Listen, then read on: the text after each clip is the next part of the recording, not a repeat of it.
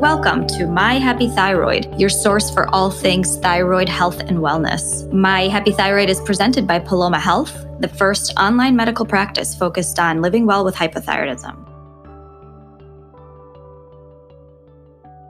All right, hi guys. Today we are looking at an article from our blog about subclinical hypothyroidism and if this form of mild hypothyroidism requires treatment.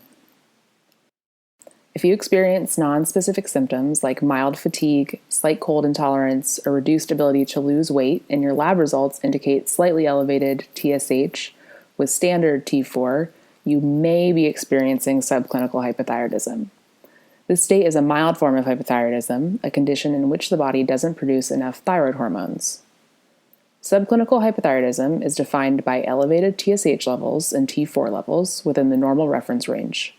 TSH is very sensitive to changes in T4. The smallest decrease in T4 can substantially increase TSH. Many patients with subclinical hypothyroidism report no symptoms. Clinical symptoms of hypothyroidism present when the disease is fully developed. Still, it's not uncommon to have some milder symptoms in the earlier stages of hypothyroidism.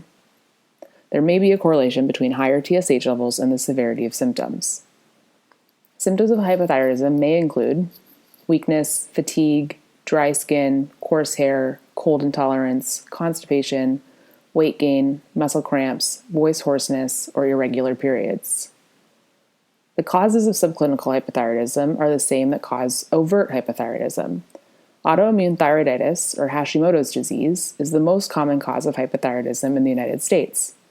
The treatment of hyperthyroidism with radioactive iodine, surgery, or antithyroid medications may also cause hypothyroidism. Laboratory results that indicate subclinical hypothyroidism does not necessarily mean that a patient will progress to overt hypothyroidism. Before diagnosing subclinical hypothyroidism, TSH levels should be measured again in a few months to rule out alternatives.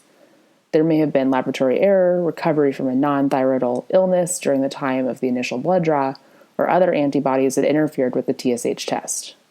In some patients, typically in those with closer to normal TSH levels to begin with, TSH levels will return to normal within 2 years of the initial blood draw. Most people, however, will remain at the subclinical level with high TSH and standard T4. Although the condition may resolve or remain unchanged, within a few years, a small percentage of patients progress to overt hypothyroidism. The percentage rate goes up in those with risk factors for hypothyroidism, such as women, people over the age of 50, and those with high levels of thyroid antibodies. The question then is, what do we do about subclinical hypothyroidism? Do we treat it in the same manner as overt hypothyroidism, or do we leave patients untreated since there are no symptoms? Unfortunately, the answer is not cut and dry. A thyroid specialist can help understand the symptoms, history, and nuance for each patient. While subclinical hypothyroidism may associate with adverse cardiovascular, neuromuscular, metabolic, and cognitive effects, thyroid hormone replacement therapy has had mixed results. Studies on thyroid hormone replacement therapy for subclinical hypothyroidism do not conclude a definite answer on if the condition should be treated or not. Management should be individualized on a case-by-case basis. With only slightly elevated TSH levels, thyroid dysfunction is unlikely to cause adverse outcomes, though for some patients, treatment may be helpful. A thyroid specialist can help discuss the individual needs of patients in this range. The likelihood that the condition progresses to overt hypothyroidism increases with higher TSH elevations and detectable antithyroid antibodies. Research does favor thyroid hormone replacement therapy in patients with persistent TSH elevation, progressively worsening TSH levels, elevated antithyroid antibodies, high lipid levels, cardiovascular disease, or risk factors for cardiovascular disease, and anyone with typical hypothyroidism symptoms. The management of subclinical hypothyroidism should base on the severity of the thyroid dysfunction, other health conditions, symptoms, and risk factors that may lead to a progression of overt hypothyroidism. If you've been diagnosed with subclinical hypothyroidism or are concerned that you have factors that put you at risk, have a conversation with your thyroid doctor.